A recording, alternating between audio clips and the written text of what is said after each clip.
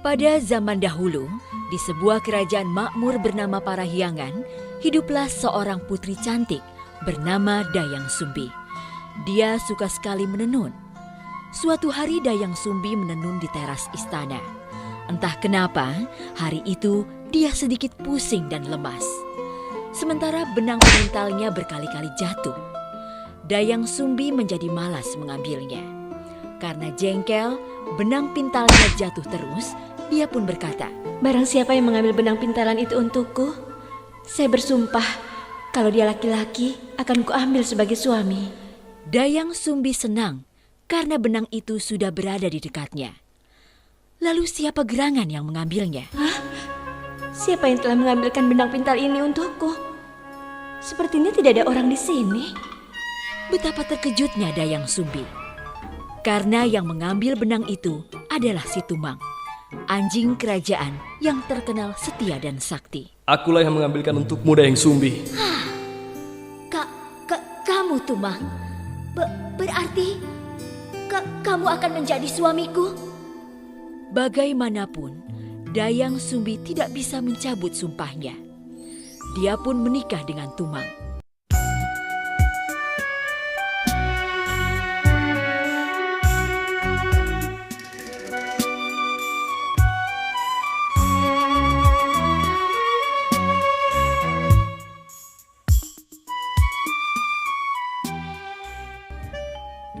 Hasil pernikahan mereka, Dayang Sumbi melahirkan seorang bayi laki-laki yang berwujud manusia yang diberi nama Sangkuriang.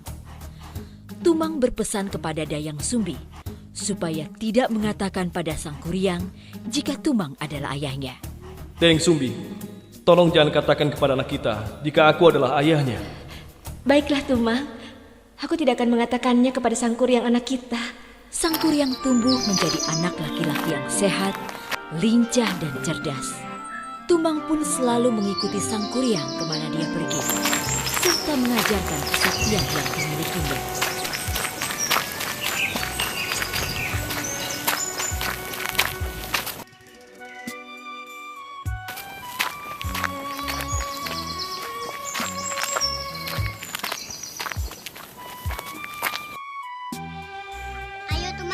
Berangkat, tidur saya kerjanya. Malah Sangkuriang, jangan gitu ya. Jadikan dia kawan ya. Jangan sekali-sekali kau sakiti. ya Bu. Sangkuriang mengira Tumang adalah anjing peliharaan semata. Dia tidak mengetahui jika Tumang adalah ayahnya. Suatu hari, Dayang Sumbi menyuruh Sangkuriang berburu binatang untuk pesta di istana. Sangkuriang anakku, pergilah berburu ke hutan bersama Tumang untuk pesta istana. Baik Ibunda, Sangkuriang pasti akan mendapatkan hasil buruan yang banyak. Sangkuriang pun pergi ke hutan ditemani Tumang. Sayangnya, sampai hari gelap, dia tidak mendapatkan hasil. Karena jengkel, akhirnya Sangkuriang membunuh Tumang dan menyerahkan dagingnya sebagai hasil buruan untuk pesta istana. Dayang Sumbi tidak mengetahui jika daging itu adalah si Tumang. Dia mengira itu daging hasil buruan. Ibunda, ini hasil buruan untuk pesta istana nanti. Wah, terima kasih anakku Sangkuriang. Setelah pesta usai, Dayang Sumbi menanyakan keberadaan Tumang yang tidak kelihatan di pesta istana. Anakku Sangkuriang, apa kau melihat Tumang? Sudah aku cari kemana-mana tapi dia tidak ada. Akhirnya Sangkuriang mengakui perbuatannya. Itu Ibunda, aku sudah membunuhnya dan kujadikan hewan buruan kemarin. Apa? Kenapa kau melakukan itu Sangkuriang? Dayang Sumbi tidak bisa menahan emosinya. Dia memukul Sangkuriang di keningnya hingga mengucurkan darah. Ampun Bu, maafkan Sangkuriang Bu. Akibat perbuatannya yang sudah memukul Sangkuriang, Dayang Sumbi diusir dari istana oleh sang raja. Bagaimanapun, Sangkuriang adalah calon putra mahkota. Tidak ada yang boleh memukulnya. Dayang Sumbi pun akhirnya pergi meninggalkan istana. Waktu pun berlalu. Sang Kuryang tumbuh menjadi tampan, sakti, dan disegani. Suatu hari dia pergi berburu di hutan. Alangkah terkejutnya dia saat bertemu dengan seorang gadis yang cantik.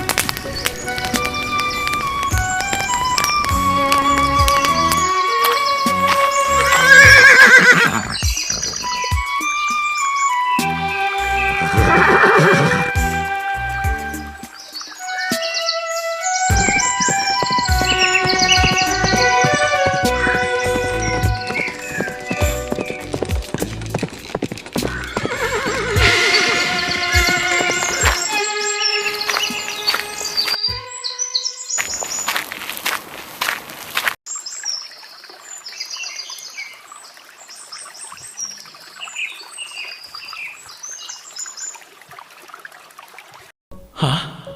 Siapa gadis itu? Wajahnya begitu cantik rupawan. Sang Kuryang tidak tahu jika perempuan itu adalah Dayang Sumbi ibunya. Begitu pula sebaliknya, mereka saling jatuh hati. Sang Kuryang tidak berpikir lama untuk melamar Dayang Sumbi. Kemudian Dayang Sumbi menerima lamaran itu. Dia sama sekali tidak mengenal Sang Kuryang yang sudah tumbuh dewasa. Baiklah. Aku bersedia menjadi istrimu, wahai pemuda tampan. Namun sebelum hari pernikahan mereka, Dayang Sumbi menemukan bekas luka di kening Sang Kuryang yang sama persis dengan anaknya dulu. Hah? Ya Tuhan, ternyata pemuda ini Sang Kuryang anakku.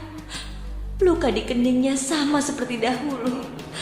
Dia memang anakku. Dayang Sumbi segera berusaha mencari akal untuk menggagalkan pernikahannya dengan Sang Kuryang.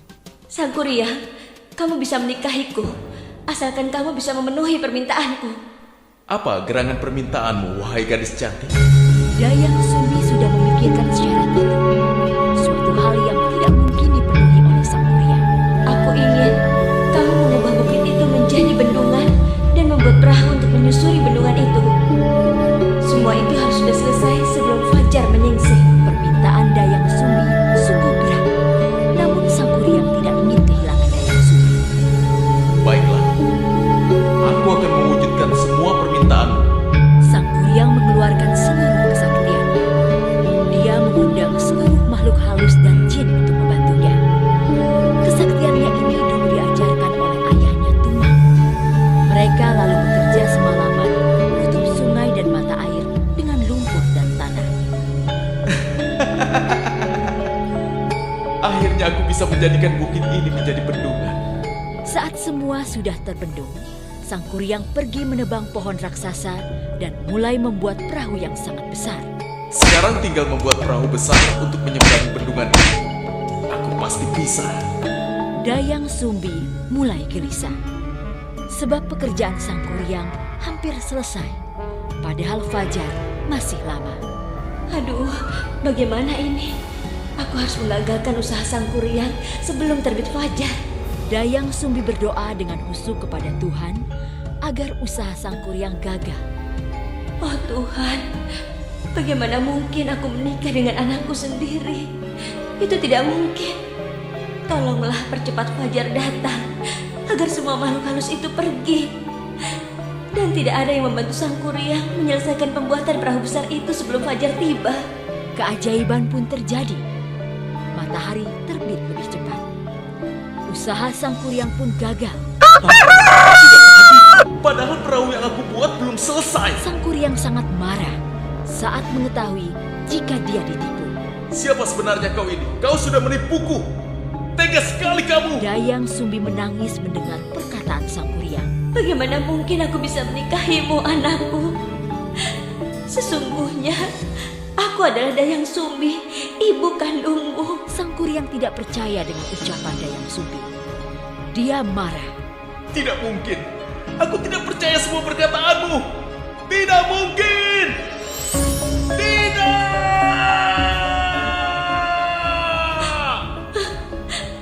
Aku ibumu, Sang Kuryang, ibu kandungmu. Kemudian Sang Kuryang menendang perahu buatannya hingga terlempar jauh. Perahu itu jatuh dengan posisi terbalik dan berubah menjadi gunung